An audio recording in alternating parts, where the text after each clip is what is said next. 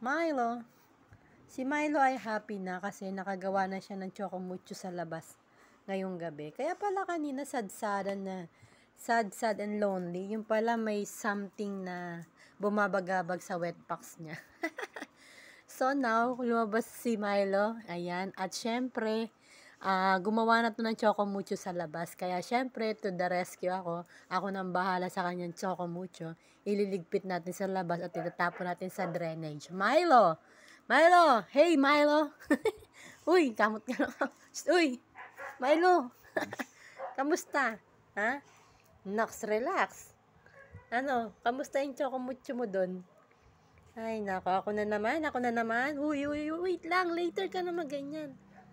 Ano, kamusta yung chocomucho? Kaya pala, kaya pala kunyari, matamlay-tamlay ka, naglabas ka lang pala ng chocomucho. Milo! Milo! Talk to me! Milo!